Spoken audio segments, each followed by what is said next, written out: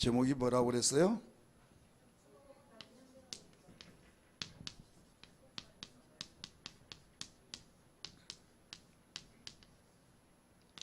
우리 성경은 모두 다 축복받는 비결에 대해서 가르쳐 주고 있습니다. 그러나 에스겔 36장 26절부터 31절에 있는 말씀, 그 범위 안에서 그 말씀을 드리려고 합니다.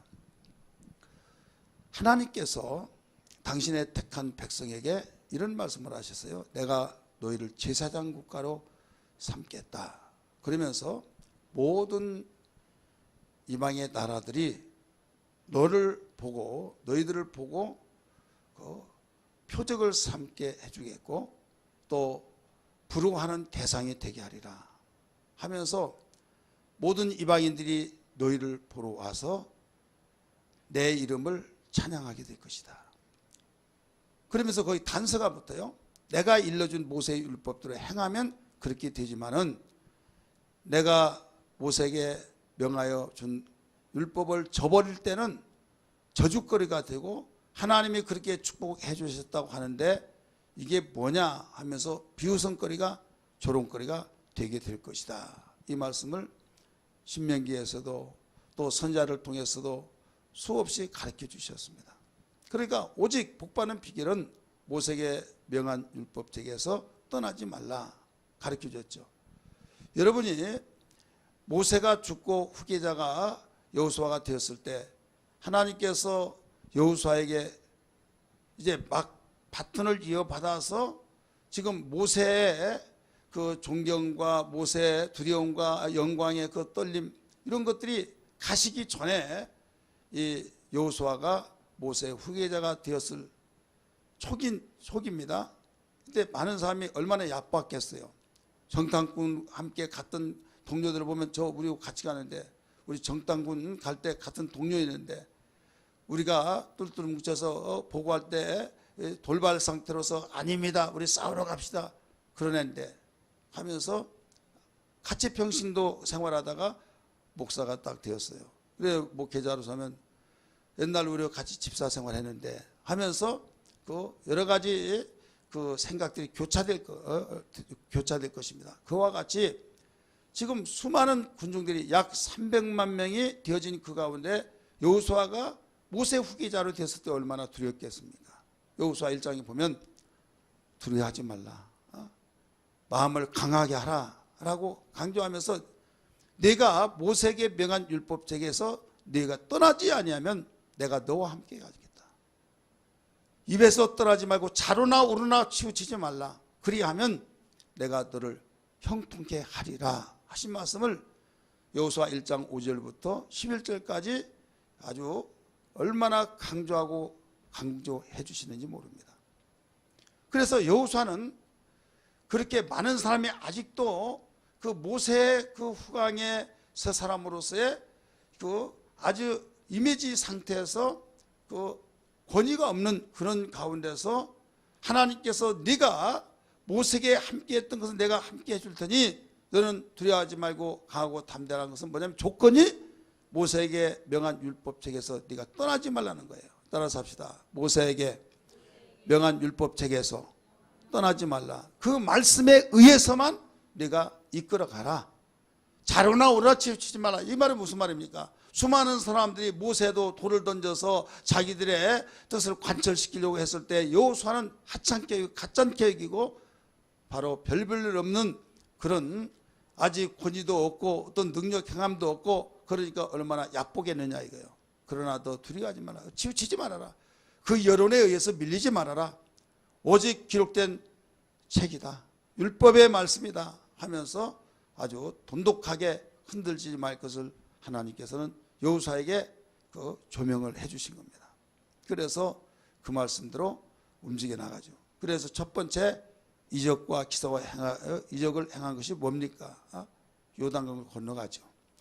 요단강을 건너갔을 때 막 거기에 야 하면서 모세만이 능력이 있는 줄 알았는데 하나님이 모세의 후계자인 여호수아를 쓰시고 있구나 이걸 알게 된 거예요.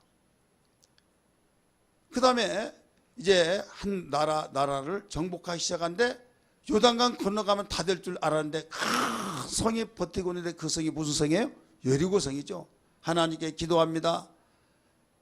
여호수아야 두려워하지 말라. 너는 제사장 일행을 데리고 나팔을 앞에 들고 그 다음에 벗게 매게 하고 하루에 한 바퀴씩 도는데 이래 되는 날은 7바퀴를 돌아라 하면서 마지막 날 돌 때는 나팔을 불라 그래야 무너지리라 하면서 말씀하셔서 이때 그 내용을 가지고 지금 진행을 시킵니다. 순종합니다. 누가 그렇게 해서 여리고성이 무너진다고 하겠습니까?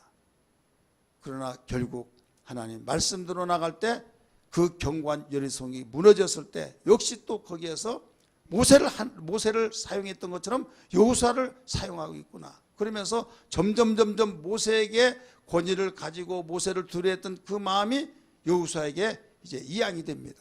그러면서 그 많은 전쟁들을 치를 때 모두 다 이기게 되어지고 여호수아를 통해서 가장 큰 여리고성을 무너뜨리고 난 뒤에 아이성을 무너뜨리기 위해서 정탐을 했는데 다 보낼 필요 없고 몇 명만 보내면 되겠습니다. 2-3천 명만 보내면 되겠습니다. 해서 했는데 이길 줄 알았는데 졌어요? 이겼어요? 졌지요. 왜? 간담이 녹아버렸어요. 무릎 꿇고 하나님 어찌하오리까? 이렇게 된 이유가 뭡니까? 그러니까 적군은 막 이때 기세를 몰아서 오히려 완전히 적이 활보하면서 우리가 이겼다. 저 민족 요단강 건너왔던 여리고를 무너뜨린 그 군대를 우리가 이겼다면서 얼마나 의기양양한지.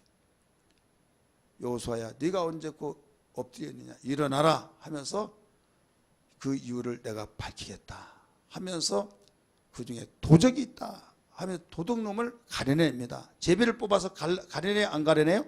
가려내죠. 아간이 뽑혀서 처리하고 난 뒤에 그 다음부터 해결됐어요. 그래야 아무도 모르게 그 전리품을 숨겼던 가운데 그것까지 가려냈던 여호수아를 보니까 이제는 여호수아를 옛날 여호수아가 아니다 이거예요. 옛날 여호수아가 아니라 정말 우리를 리드할 수 있고 하나님께서 기름 부으셨고 하나님께서 마음껏 쓰시는 분이구나 라고 하면서 그때부터 모든 전쟁에서 이겼던 것을 믿기 바랍니다. 그래서 땅을 분배하고 그래서 숨에서 사역을 잘 감당했어요. 자, 오늘 여기에서 이런 역사적인 사건에서 모든 걸 비출 때에 한 가지 분명한 것은 모세를 통해서 율법을 주셨고 모세를 통해서 백성에게 낭독하게 하고 이제 너희들은 이 말씀대로 살아라 하는 것은 애굽에서 400년 동안 살았을 때 애굽의 문화를 따라서 살았고 아브라함과 이삭과 야곱에 대해서는 그들에게 그 조상이라고 하는 의식과 조상이 우리에게 약속한 땅이 있다. 가나안 땅이다. 그런 정도만 알았다 이거예요. 어떤 성문화된 문서도 없고 아브라함이 가르쳐줬던 그 내용들을 전해 듣고 또 전해주고 들어서 알고 있다가 애굽에서 400년 동안 살면서 기억에는 남지만은 어떤 책도 없고 그들이 애굽 문화를 같이 살다가 보니까 그냥 뭐 요셉 때문에 편안하게 살다 보니까 아무런 생각도 없다 이거죠. 그런데 요셉을 알지 못한 왕이 태어나서 얼마나 탄압을 하든지 그때부터 고역이 시작됩니다. 하나님께 기도합니다. 여호와여 아브라함과 이삭과 야곱에게 약속하신 땅을 우리에게 보내주옵소서. 얼마나 기도하고 눈물 콧물 흘리든지 이때 하나님은 말씀하셨어요. 출애굽기 말씀 보니까 고역으로 인하여 그의 소리를 들으사. 고역으로 고통의 소리를 들었다고 그랬어요. 자, 오늘 우리는 그들이 자기 조상들로부터 들었던 그 내용들 적과 꿀이 흐른 땅이 이 땅을 알면서도 그냥 현재 평안하니까 거기에 안주하다가 보니까 그 약속의 땅을 잃어버렸다 이거예요. 그러나 뭐 때문에 다시 새롭게 생각나서 기도했어요? 고난으로 인하여서. 어떻게 보면 우리가 평안할 때 나태하고 안주하는 신앙이 될 때 고난으로 인하여서 내가 깨어있는 것이 더 좋을 수가 있다는 걸 알아야 될 줄 믿기 바랍니다. 그러니까 우리는 고난을 유익하게 만들어 갈 수 있는 거. 하나님은 어떻게 보면 고난이 주어질 때 그런 계기로 주어졌다는 걸 알아야 될 줄 믿습니다. 분명한 것은 목적이 잘 되기를 원하고 있다 이거예요. 축복된 삶이 되기를 원하고 있다 이거예요. 이건 변함이 없습니다. 그러니까 내가 고통스럽고 내가 저주스럽고 내가 어려웠고 막 모든 게 무너지고 절망 좌절되고 이것은 하나님의 뜻입니다 라고 하면서 스스로 이안받느니라고 그렇지 말라 이거예요. 왜 그러냐? 하나님의 특별한 뜻이 어디 있는가 하면서 거기에 안주하지 말고 우리는 여러 측면에서 광의적인 측면에서 넓은 의미에서 볼 때 한 가지 분명한 것은 양심을 속일 수 없다 이거죠. 하나님 말씀 계속 보면서 기도하면서 내 양심이 찔림이 없고 내 양심 속에서 강하고 담대한 마음이 있음에도 불구하고 그런 일이 있다. 그럴 때는 담대함으로 기도하세요. 담대함으로 기도하고 하나님 나는 어리석고 무지해서 하나님의 거룩한 뜻을 알지 못하오니 일깨워 주셔서 자로나오나 치우치지 아니하고 나의 본심은 오직 하나님 외에 어떤 다른 것이 나에게 없습니다. 하나님 제일 주로 섬기는 나의 신앙입니다. 아시지 않습니까? 하면서 나에게 어떤 가운데서도 이 어려운 시험 고난을 이기게 해달라고 하면서 사람이 감당할 시험밖에는 당한 것이 없나니 만약에 감당치 못할 때는 피할 길을 준다고 하셨사오니 주여 이것도 내 힘으로 내 생각으로는 감당할 수 없을 것 같지만은 이런 시험이 이런 고난이 이런 역정이 닥쳐온 보니 하나님은 감당할 수 있을 것이란 걸 아셨기에 허락한 줄 믿습니다 라고 하면서 이것을 통과하고 뚫어가고 풀어가고 열어가게 해달라고 기도해야 될 줄 믿습니다. 그리고 이것은 하나님의 축복의 목적을 두고 한 과정이라고 하는 생각을 생각해 볼 때 이건 문제가 아니다는 것을 여러분 마음가짐이 필요하다는 걸 알아야 될 줄 믿기 바랍니다. 그러면서 예수님이 이 세상에 오시면서 말씀하셨어요. 바울 사도를 통해서 내가 부유하지만은 가난하게 산 것은 너희의 부유를 인합니다. 고린도후서 8장 9절의 말씀 보니까 예수님이 천지를 창조하신 걸 믿으시기 바랍니다. 그분이 창조하셨고 세상 모든 것이 당신의 것이다 이거예요. 하늘도 땅도 금도 은도 모두 주님의 것인데 왜 주님이 가난하게 사셨냐 이거예요. 새도 여우도 굴이 있고 깃들 곳이 있는데 인자는 머리 둘 곳이 없다라고 할 때 아무것도 없다 이게 머리 둘 곳 거처가 없다 이거예요. 거처가 없는데 그는 왜 가난하게 살았느냐? 이 목적은 이유는 우리를 부유케 하기 위함이라는 걸 믿으시기를 바랍니다. 우리 성경 잘 알겠지만 읽으면 복이 된다는 걸 기억하면서 고린도후서 8장 9절을 찾으세요. 고린도후서 8장 9절.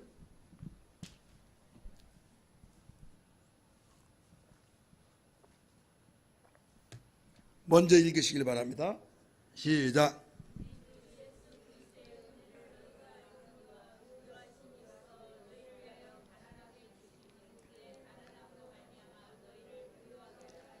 아멘. 부유하신 주님께서 가난하게 되신 이유가 뭐라고 그랬어요? 우리를 부유하게 하기 위해서. 부유하기 위해서. 그러면 주님이 건강하신 분이 왜 채찍이를 맞고 왜 그렇게 고난을 당하시느냐? 지금 십자가에 죽은 것만 우리 생각합니다. 여러분 수없이 들어서 알겠지만은 이사야 53장 5절의 말씀 보니까 그가 찔림은 우리의 허물을 인하며 그가 상함은 우리의 죄악을 인하며 그가 징계를 받는 건 우리의 평안을 인하며 그가 채찍으로 맞으면 뭐라고 그랬어요? 나음을 얻기 위해서. 그래서 그 말씀을 인용해서 베드로 사도는 베드로전서 2장 24절에 하신 말씀이 우리의 영혼을 살리기 위해서 십자가에 죽으시고 그 다음에 채찍으로 맞음으로 나음을 얻었나니 인용을 해서 복음을 전파했다는 걸 믿기 바랍니다. 예수님이 많은 병을 고치시고 귀신을 쫓고 그 목적을 분명히 제시해 주셨어요. 마태복음 8장 17절의 말씀 보니까 이는 선지자 이사야로 하신 말씀을 이루려 하려 하심이라 라고 했어요. 연약함과 질병을 짊어지셨도다 함을 이루려 하려 하심이라. 그러니까 모든 인생의 연약함과 질병을 다 짊어지고 우리를 건강하게 하기 위해서 주님이 십자가도 지셨고 또 채찍으로 맞았다고 가르쳐 주셨다. 그러니까 분명한 것은 우리는 저주스럽게 사는 것이 하나님의 뜻이 아니라는 것을 믿으시길 바랍니다. 저주스러운 것은 하나님의 뜻이 아니다. 이걸 분명한 결정을 내리고 우리 성경을 봐야 해요. 왜? 율법을 어기고 율법을 지키지 않았을 때도 여러분 저주의 그 말씀을 가르쳐 줬잖아요. 신명기 28장 축복과 저주의 장에서. 그러면 하나님이 당신의 말씀을 지키기를 원하는 거예요? 지키지 않는 걸 원해요? 지키는 걸 원하잖아요. 지키지 아니함으로 복을 저주하신다고 말씀한 걸 비출 때 저주받는 삶이 하나님의 뜻이 아니다. 이걸 알으셔야 해요. 가난하게 살고 우리가 저주스럽게 살고 여러 가지 고통과 역경과 그것이 나에게 하나님의 뜻이 아니냐라고 스스로 위안하니라고 그렇게 생각하지 말아라. 이미 그가 가난하게 사신 것을 우리를 부욕해 하기 위함이라고 가르쳐 주셨고, 우리가 하나님의 아버지란 걸 분명히 믿는다면 간다면 너는 나보다 잘 살아야 된다. 나는 이렇게 살면 너는 이렇게 살고, 나는 이만큼 배웠지만 너는 이렇게 배우고, 자식이 더 잘 되기를 원하신 것이 부모의 심정이라는 걸 믿기 바랍니다. 그러면 이 땅에서 우리가 살 때에 하나님은 복되게 축복으로 살기를 원하셔서 복받는 비결을 수없이 가르쳐 주셨다 이거예요. 많은 사람들이 그렇게 생각하지 않냐고 그냥 열심히 살고 살다가 보면 안 되니까 하나님의 뜻이라면 주여 감당하겠습니다 이렇게 말한대요. 여러분 스스로 위안이 그때는 들었는지 모르겠지만 수없는 여러분의 손해를 보는 거예요.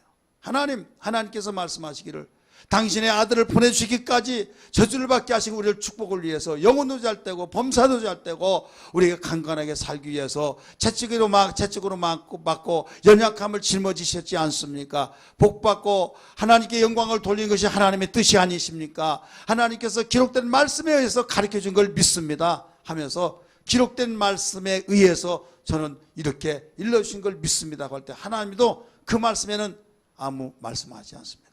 좀 다른 표현으로 말한다면 하나님도 꼼짝하지 못합니다. 여러분 누가 말해 내가 언제 그러냐 할 때 기록 문서를 딱 가지고 증거로 내밀면 볼 때 자기가 사인하고 자기가 모든 걸 작성했다는 것을 그 문서를 볼 때 그걸 시인할 수밖에 없잖아요. 그러면 할 말이 있어요 없어요? 못하는 거예요. 그래서 성경은 기록되었으되 여러분 수없이 그 말씀이 나온 거예요. 그래서 기도할 때 기록된 말씀에 의해서 하나님의 말씀에 의해서 그 말씀을 붙들고 기도하는 겁니다. 그래서 설교를 잘 들어야겠어요 안 들어야겠어요? 들어야만 됩니다. 만약에 설교를 듣지 않냐고 기도한다고 한다면 이방인들이 기도한 것과 똑같은 거예요. 무엇을 먹을까 입을까 마실까 거기에 기도하다가 안 되면 야 기도하더라 다 필요 없더라 이런 식으로 내팽개쳐 버린다 이거예요.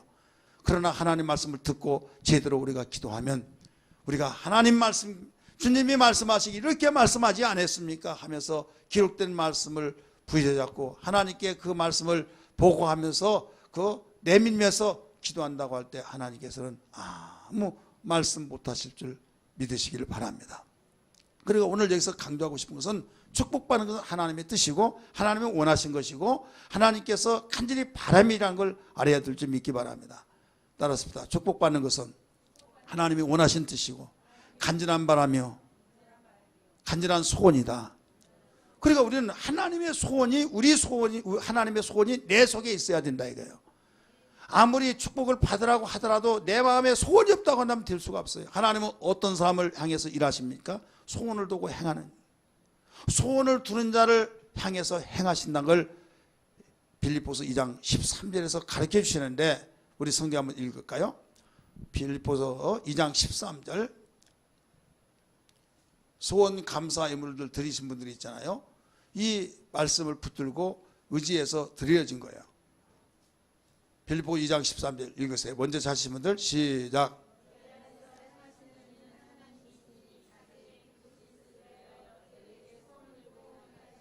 아멘. 너에게 소원을 두고 행하게 하시나니. 그래서 소원이 없는 자는 기도에 응답을 해줄 수가 없는 거예요. 왜 그렇습니까? 인격적이신 주님이시기 때문에. 우리 인간도 인격이요 주님도 인격이기 때문에 보세요. 인격이라고 뭐냐면 내가 무엇을 주려고 하는데 필요하냐고 물어봅니다. 줄게. 그러면 고맙습니다. 감사합니다. 내가 정말로 필요했는데요. 그러면 주는 사람도 기쁘고 받는 사람도 좋고 이거 원한다 이거예요. 주려고 하는데 저 필요 없어요. 이거 굉장히 중요한 거다. 아무라도 안 준대 너에게 내가 사랑해 주는 거예요. 저는 있어요. 또 이거 있기 때문에 써봤는데 아무 필요 없고요. 어떤 사람이 준 거 또 주길래 효과도 없고 뭐 그래서 내가 내버려 버렸어요. 막 하면서 싫다고 하는데 야 그렇게 생각하지 마. 꼭 써봐라 막 하면서 아쉬운 식으로 그래요? 아니에요. 저 주세요. 그러면 누구에게 줘요? 그에게 주는 거예요. 하나님의 인격이시기 때문에 소원을 두고 행하신다. 그러니까 우리 마음속에 내가 무엇 주세요 하기 이전에 내 속에 소원이 불타고 그래야 돼요. 소원. 따라서 소원. 그러니까 이 소원이 어떤 소원이냐? 세상의 소원이냐? 육정으로 어떤 불타는 소원이냐? 그게 아니라 하나님의 소원으로 내 마음의 소원이 돼야 된다 이게요. 내 마음이 있지만은 내 마음을 하나님 마음을 내 마음으로 바로 가지고 뿌리가 내려야 하듯이 하나님의 생각을 내 생각으로 뿌리를 내려야 하듯이 그래서 우리 너 하나님의 사람아 지키라 이 내용을 여러분 노래하고 있잖아요. 그러니까 우리는 세상의 사람들처럼이라고 한다면 그냥 사람들이 다 원한 거 그래 그래서 내 생각 내 마음 가지고 한번 해봐야겠지. 그래 그걸 가지고 기도하다가 여러분 하나님 마음이 아니라고 한다면 하나님 마음과 하나님 생각에 맞춰지는 것으로 하나가 되기까지의 시간이 1년 걸렸다고 한다면 1년 동안 시간 낭비가 되는 거예요. 6개월 걸렸다고 하면 6개월 동안 시간을 낭비하고 있는 겁니다. 그러니까 늦게 갔더라도 하나님 마음에 맞춰서 가면은 맞추지 않고 10년 동안 달리고 있는 그 사람보다 더 빠를 수 있다는 걸 믿기 바랍니다.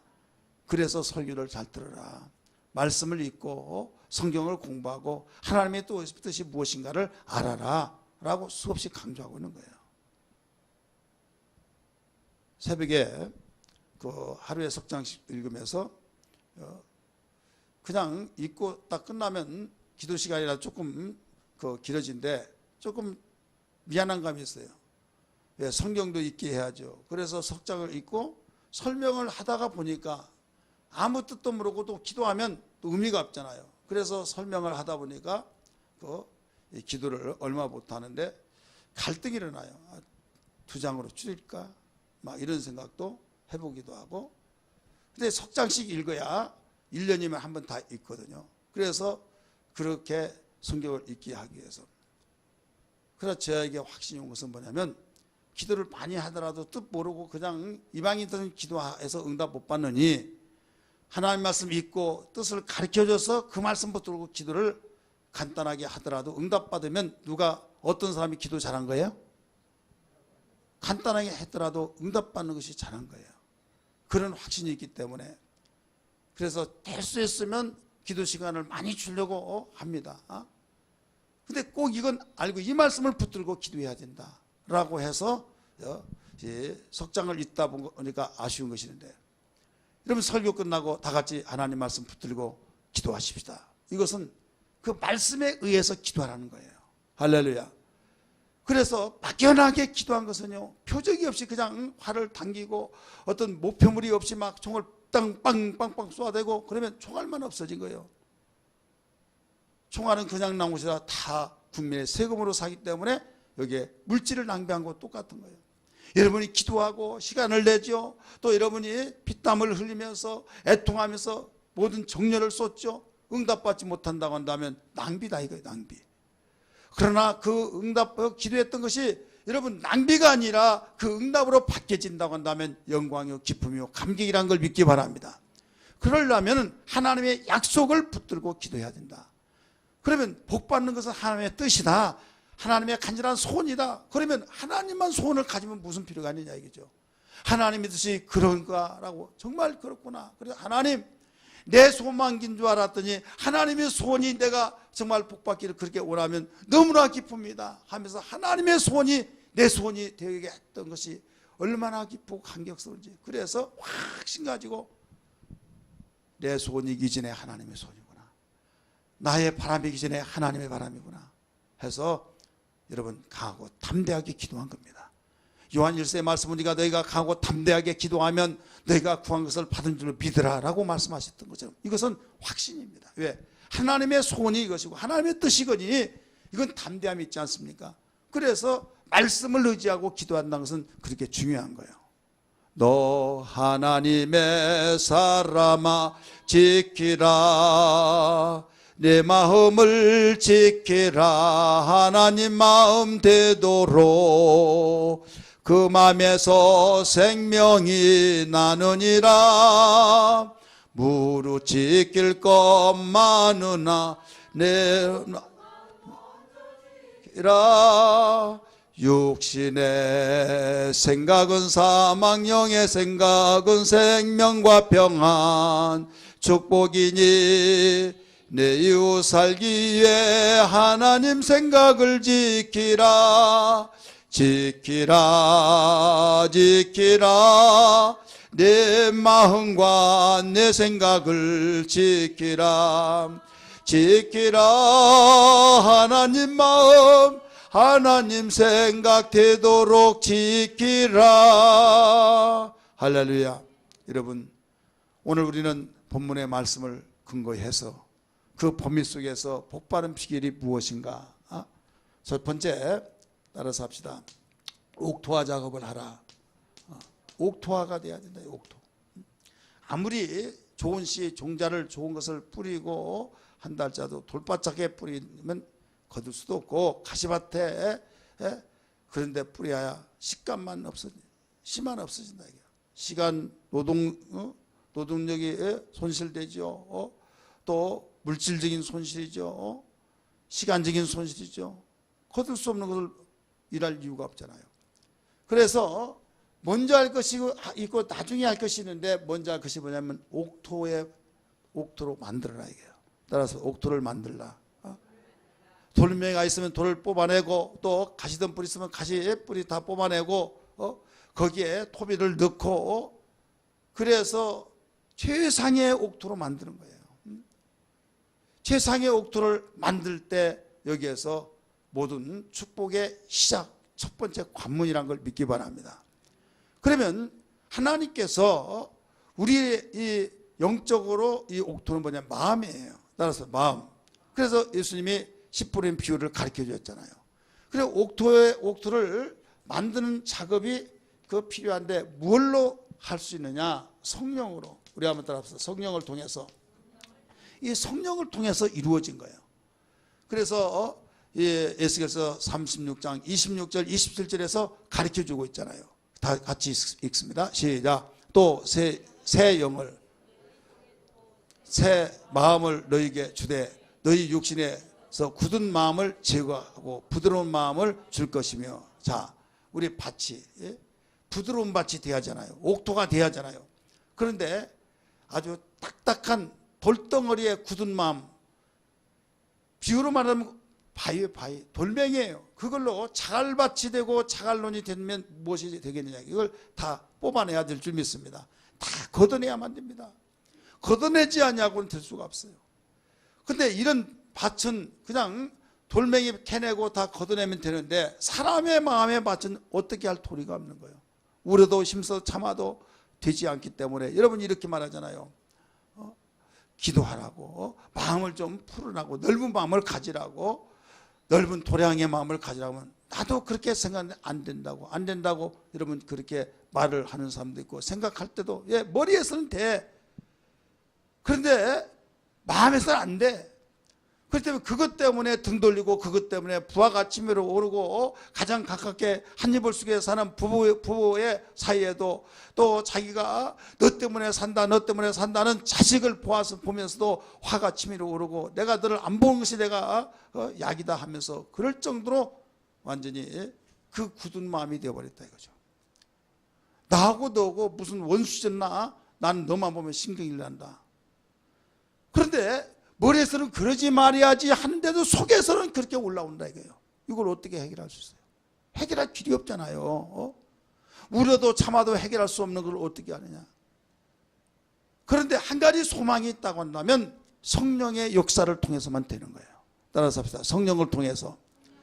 그래서 에스겔 선지자를 통하여 우리 하나님께서는 새 영을 너희 속에 두고 새 마음을 너희 속에 주되 너희의 육신의 굳은 마음을 제거하여 저기에서 부드러운 마음을 줄 것이다 라고 말했어요. 자, 뭘로 돼요? 주님의 영을 통해서, 성령을 통해서 주는 거예요. 그리고 여러분이 내가 생각해서 하나님 말씀 살아야지, 이렇게 해야지. 근데 성질 못 드는 부하가침으로 오르면서 뭔가 내 마음이 내가 가만히 생각해도 후회할 짓이야. 여러분 그럴 때가 있어요, 없어요? 이때요, 여러분이 정말 신앙을 알고 하나님 말씀을 알고 제대로 안다고 한다면 무릎 꿇어요. 성령을 의지하여, 하나님, 나는 완악하고 돌같은 완악한 놈입니다. 완악한 년입니다. 나를 불쌍히 여겨 주옵소서. 회개하면서 나에게 성령을 충만케 하여 주옵소서. 성령을 부어 주옵소서. 새 영을 부어 주셔서 돌같은 마음을 제거시키고 부드러운 마음을 주신다고 하셨으니 나에게 그렇게 바꿔라 엎어주시고 돌멩이를 끌어내 주시옵소서. 기도해야 될 줄 믿습니다. 이 마음이 해결되지 않는 한 어떤 복도 주어질 수가 없어요. 이 마음이 해결되기 전에는 어떤 복도, 여러분 아무리 금식 철회한다 할지라도 될 수가 없고, 다른 거 구한다 할지라도 순서가 뒤바뀌면 될 수가 없어요. 그래서 이 마음 작업해야만 됩니다. 따라서 이 마음 작업해야 한다. 이 옥토가 무슨 마음이에요? 겸손의 마음이 겸손. 그래서 겸손한 자는 복을 주시지만 교만한 자는 대적한다고 그랬어요. 내 마음은 내가 알고 하나님이 압니다. 어떤 누가 여러분 정지할 수가 없어요. 오직 나를 말씀에 비추어서 어떤 마음인가, 굳은 마음인가, 부드러운 마음인가. 굳은 마음이라고 한다면 이건 제거시키지 않고는 어떤 복도 주어질 수 있다 없다? 없다.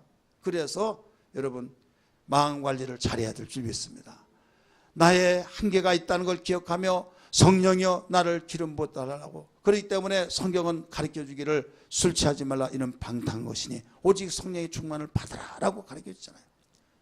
바울 사도가 영감 있고 모든 성령의 충만해서 모든 것을 꿰뚫어 보면서 다른 것으로 되어지지 않더라고요. 그동안 안 가르쳐서 안 된 것도 아니고 그렇게 가르쳤지만은 그렇게 은혜 받고 정말 좋아서 그 할렐루야 하며 하나님께 영광 돌리고, 눈이라도 있으면 눈이라도 빼줄 수 있다면 빼줄 정도로 그리스도와 천사까지, 천사와 같이 영접했던 그들이 원수로 여겨버렸던 것이 왜 그러냐 이거죠. 성령 충만하지 않으니까 그렇게 되어버렸더라 이거죠. 따라서 합시다. 내 마음도 내가 장담할 수 없다. 여러분 주변에서 목사님이, 장로님이, 뭐 믿은 사람이 윤리와 도덕적으로 정말 부끄럽고 막 이런 매스컴이 나오고 이런 거, 나는 이해할 수, 정말 그럴 수 있냐고 막 하면서 그런데요, 여러분 충만하지 못하면 다 그래요. 다. 그래서 충만하는 거예요. 목사님 정말 이럴 수 있습니까? 장로님이 그럴 수 있습니까? 권사님이 그럴 수 있습니까? 여러분 인간은 다 그럴 수 있어요. 만약에 내가 절제하고 절제한다 할지라도 그때는 절제해서 내가 행위로는 나타나지 않았지만은 속에서 부글부글 끓다가 어느 계기가 되면 푹 터져 나온다 이거예요. 자, 땅속에 불덩어리가 돌아다녀야 안 돌아다녀요? 돌아다니잖아요. 어떤 계기가 되면 바로 그것이 터져 나올 때 그게 용암이 터져 나오고 거기에 다 모든 걸 녹여버리고 모든 건물들 다 흔들어 놓고 복삭 주저앉게 만들어 버리고, 그냥 처음부터 그런 것이 아니다 이거죠. 어떤 계기가 있다. 그렇기 때문에 항상 성령으로 충만한 것이 얼마나 큰 축복인가를 일러주셨음에도 불구하고 이건 암기로 끝나버린다 이거죠. 나는 술 취하지 않았으니까, 술 취하지 않았으니까. 여러분 제대로 볼 것을 못 보고 제대로 말할 것을 말하지 못하고 그냥 말할 때 술 취했다고 말하잖아요. 나 정신 말짱합니다 하더라도 취하셨다고 내일 이야기하라고 받아주지 않는 거예요. 자기는 맨정신같이 또렷하게 생각이 나는데도 누가 인정을 하지 않아야죠. 육신의 생각은 그렇습니다. 분명히 데이터가 있고 분명히 흐름이 있고 분명히 이렇다 저렇다 해서 이야기하더라도요, 하나님 볼 때는 너 술 취했다. 왜? 성령으로 보지 않냐고. 성령의 눈으로 보지 않고 성령의 마음으로 말하지 않고 하나님의 눈으로 볼 때는 너 술 취했다 이게요. 세상에 취했다. 세상의 여론에 취하고 세상의 지식에 취하고 세상의 모든 데이터에 취해서 그렇게 가지고 과학적이다, 논리적이다, 현실적이고 여론화가 돼 이렇다 그러면서 내세우지만은 너 술 취했다 이거예요. 우리는 오직 첫 번째도 두 번째도 셋째도 하나님의 생각, 하나님의 마음으로 충만해야 될 줄 믿습니다. 근데 그게 뭘로 이루어지냐? 성령을 통해서만 주어진다 이거예요. 아무리 좋은 풍선이 있지만은, 질긴 풍선이 있지만은 그 속에 공기를 집어넣어야만 여러분 모양이 달라지고, 또 어떤 그 공기를 집어넣느냐에 따라서 여러분 띄어지기도 하고 땅에 떨어져서 굴러다니기도 합니다. 공기 중에 가장 가벼운 그 기체를 집어넣으면 공기에 무 올라가서 천장에 붙어가 떨어지질 않아. 그래 산소보다 더 무거워지겠죠. 근데 산소만을 불어넣더라도 그냥 떨어져서 굴러다녀요. 그냥 이걸 가르쳐 준 것이 아니에요. 일반 계시를 통해서 여러분 우리에게 깨닫게 해주신 것이에요. 고무풍선과 같은 우리의 육체 속에 성령을 부어 넣어 주셔서 성령을 기름부터 부어주실 때 하나님을 향하고 하나님 말씀이 생각나고 하나님의 뜻을 발견하여서 주여 하면서 하나님을 사모하고 열망하게 될 수 있다는 걸 믿기 바랍니다. 그러나 하나님의 생각이 성령으로 충만하지 아니하면 땅의 것 생각하고 무엇을 먹을까 입을까 마실까 하면서 저것이 이렇게 나한테 했어 하면서 부하가 치밀어오고 완전히 네가 나를 그렇게 팍팍 속을 긁어놓고 잘 자를 아느냐 한번 두고 보자 하면서 그걸로 계속 둥그러 다니고 있다 이거죠. 그게 뭐냐? 굳은 마음이에요. 그걸 뽑아내야 된다 이게요. 그걸 제거시켜야만 됩니다. 제거시킨 것을 우리가 할 수 있다고는 너 제거시켜라 하겠죠. 그러나 안 되니까, 우리를 만드시고 폐부를 살피신 하나님이 안 되니까 내 새 영을 부어주어서 그 영을 통해서 그 굳은 마음을 제거시키고 부드러운 마음을 주겠다라고 말씀했어요. 두 번째는 새 영을 주어서 내가 하려고 하지만은 안 되는 거 행하게 해주겠다. 27절 말씀 같이 읽습니다. 시작. 또 내 영을 너희 속에 두어 너희로 내 율법을 행하게 하리니. 따라서 행하게 하리니. 해야 하는데 하면서도 안 된다 이게요. 목사님 하려고 하는데 너무 안 돼요. 안 돼요. 그래서 성령으로는 되는데 내가 하려고 하는 의지는 한계가 있어요. 하다가도 얼마 가지 못합니다. 심리도 못 가서 발병이 난단 말이 있잖아요. 내 의지는 그 정도뿐이 못해. 그러나 성령의 역사를 통해서는 끝까지 갈 수 있는 걸 믿기 바랍니다. 내가 뛰고 뛰는 데는 한계가 있습니다. 내가 뛰고 뛰는데 여러분 발이 부르터서 더 이상 뛸 수가 없고 주저앉을 수밖에 없어요. 그러나 엔진을 통해서 가면 무한하게 갈 수 있듯이. 그래서 세상은 알지 못하지만은 당신을 사랑하고 당신의 속한 모든 자녀들에게 이 비밀을 가르쳐 주셨어요. 성령으로 살아라. 성령으로 살아라. 성령으로 산 자는 반드시 살 것이로되 육신으로 살면 반드시 죽으리로다 라고 하면서 너는 새로 거듭난 자 아니냐, 새롭게 너는 출발한 아니냐, 새로운 피조물이 아니냐, 옛날처럼 살지 말아라, 옛날 그 습관처럼 살지 마라, 옛날 구속으로 살지 말아라, 새로운 방법으로 살아라 하면서 은혜로 살라는 거예요. 할렐루야. 여러분 우리 믿는 사람에게 성령 충만은 얼마나 중요한지 몰라요. 이걸 빠져버리면 아무것도 할 수가 없어요. 세상 사람이 하는 그 범위뿐이 못해요.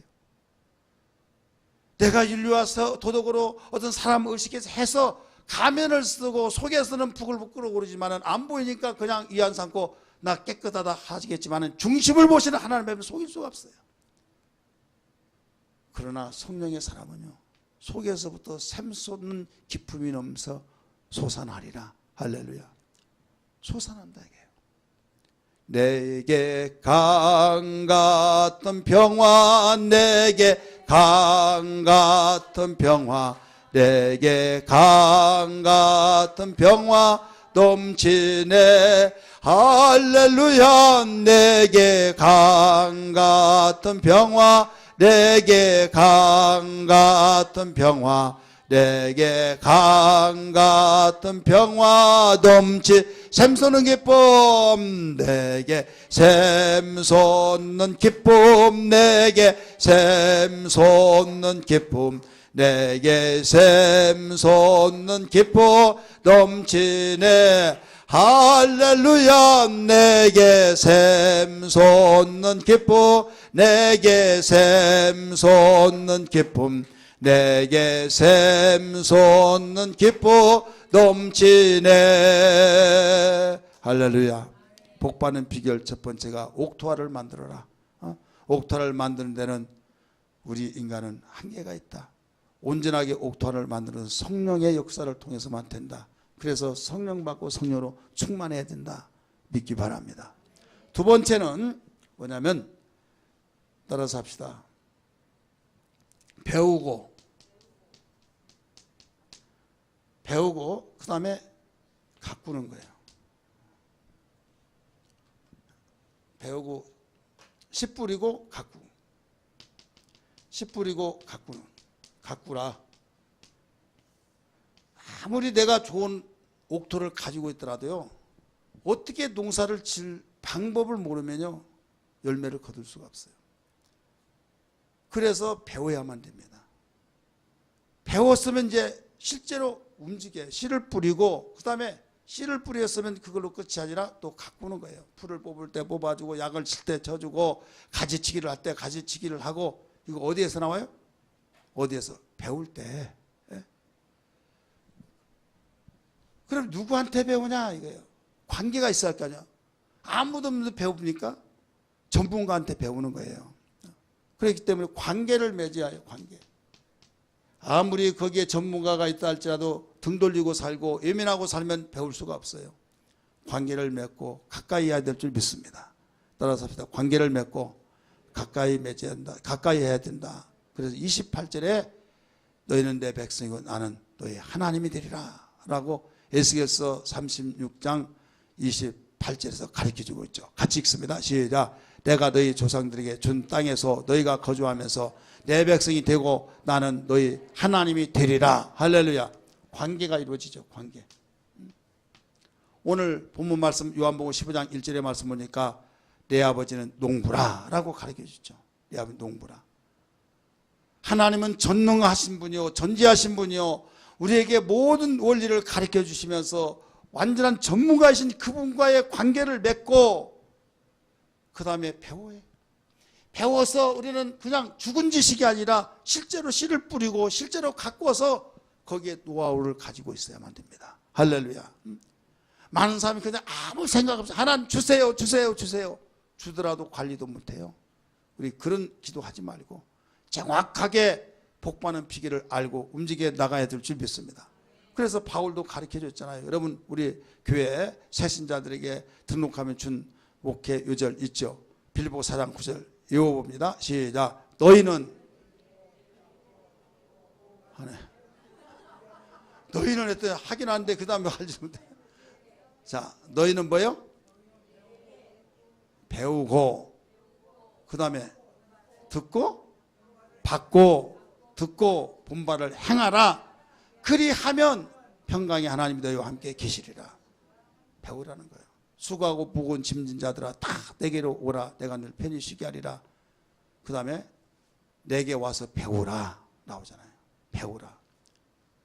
엉뚱한 데서 배우지 말고 정말 말쟁이한테 배우지 말고 전문지식으로서 절대자이신 그분에게 배우세요. 주님께 오라 이게요. 와서 배우는데 오늘 관계가 맺혀지지 않고는 여러분 배울 수가 없어요.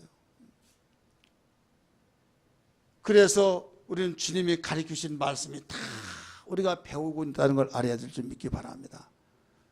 배워서 씨를 뿌리고 이제 가꾸고 그러면 여기에서 우리 하나님께서 얼마나 야 이쁘다 너 됐다 이대로만 가면 너 내가 복 주고 내가 너 복 받는 것을 보고 기뻐할 것인데 이대로만 가라 이대로만 가라 이렇게 하신 거예요.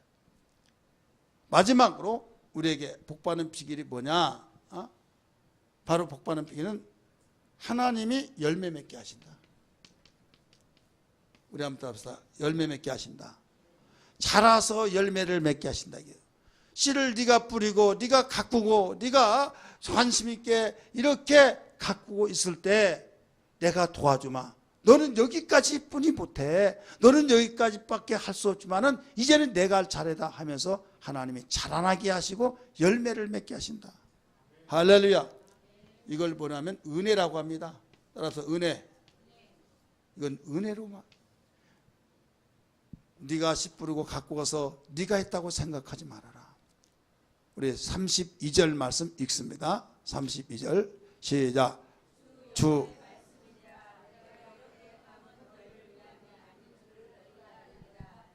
이스라엘 족속아 너의 행위로 말미암아 부끄러워하고 한탄할지다. 너 행위를 볼 때는 너 부끄러워하고 한탄하면서 너 잘못된 행위를 인정하라는 거예요. 그러나 내가 너에게 복을 준 것은 내가 너를 사랑하기 때문이다. 은혜예요. 여러분 알아야 할 것이 에스겔 선지자가 이렇게 가르쳐 준 것은 배경이 있어요.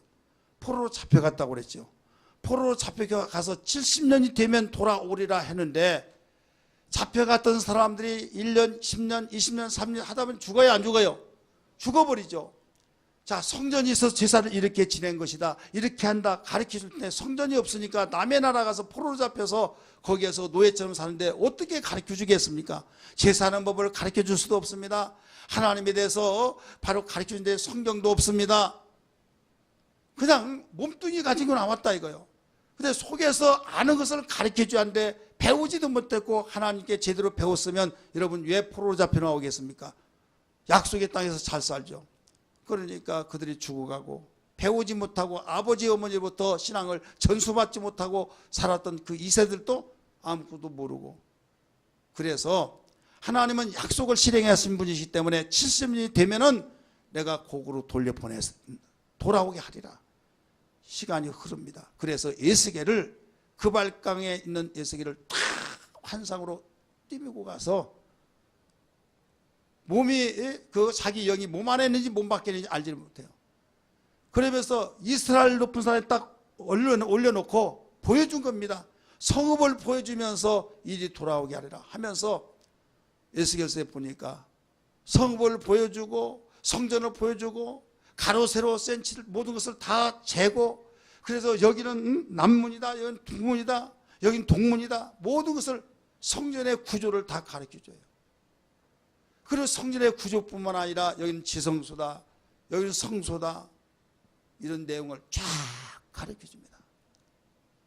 왜 이걸 가르쳐줄까? 저는 성경을 읽으면서 생각했는데 지금 그들은 성전도 몰라요. 왜? 이방에서 태어났습니다. 포로로 선조들이 잡혀와서 아버지, 어머니, 할머니 죽고 자기는 거기 태어났으니까 말만 족속으로 이스라엘 백성이지 지금 이방인의 객이 돼서 거기서 자라는 풍습 속에서 성전이 말만 들어서 어떻게 된지도 모르고 구조도 모르니까 하나님께서는 여기에서 축복의 사람이 되게 해서 에스겔 선지자를 보여주시고 그 다음에 그걸 넌 전하라는 거예요. 그렇게 전하여서 복받게 하라 이거예요. 믿으시길 바랍니다. 그 중에 하나가 이 내용이에요. 그러니까 하나님은 공짜로 그냥 무조건 잘되게 하신 법이 없습니다. 정확하게 당신이 하라고 한 그 말씀에 의해서 약속을 바로 지키는 그에게 축복하신다는 걸 믿기 바랍니다.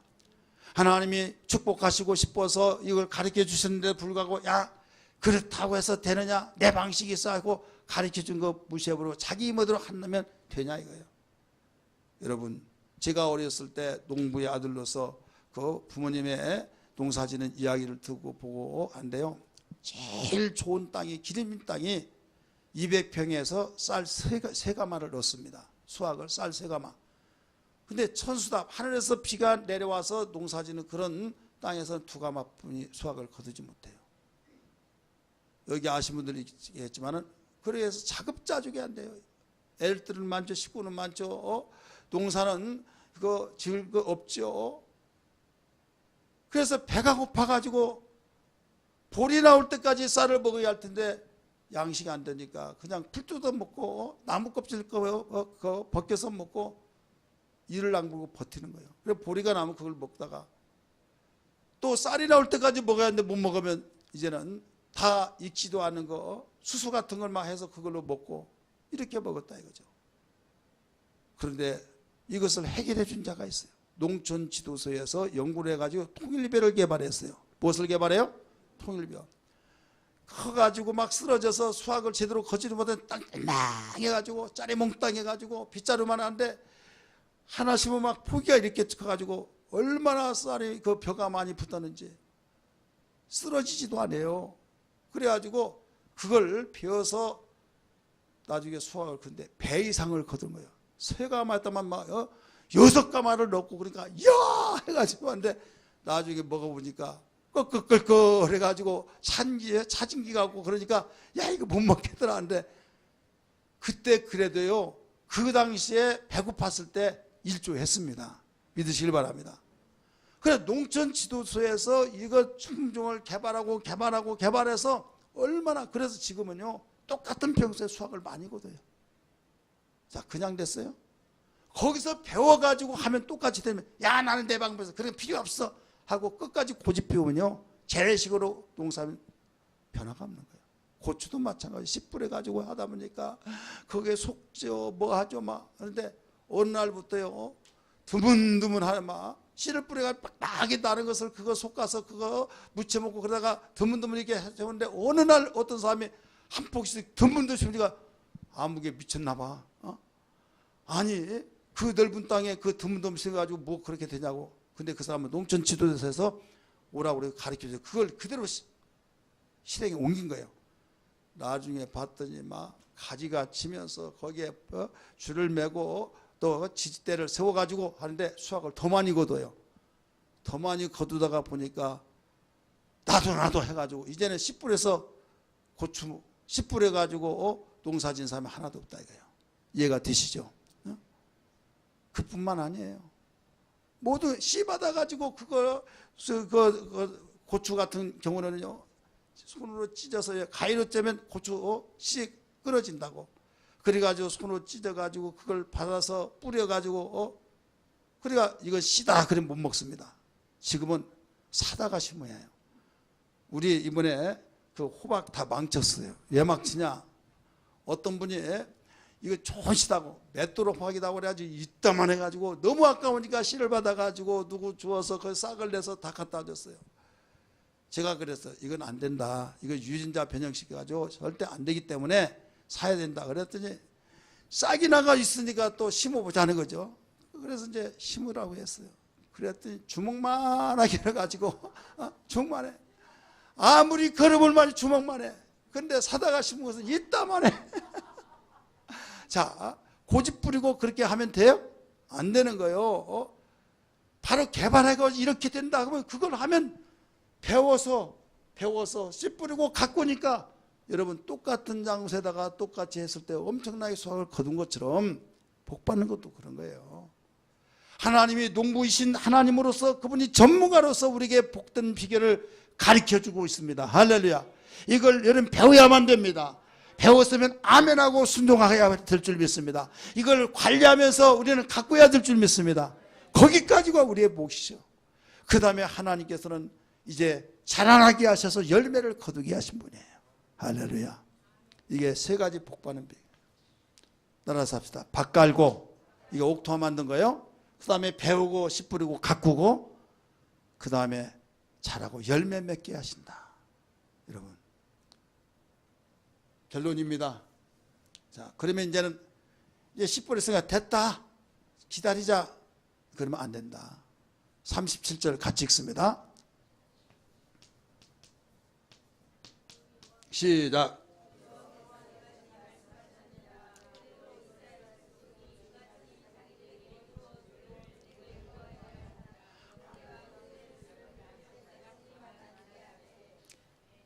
따라서 합시다. 그래도 뭐 해야 된다? 기도해야 된다 이거예요.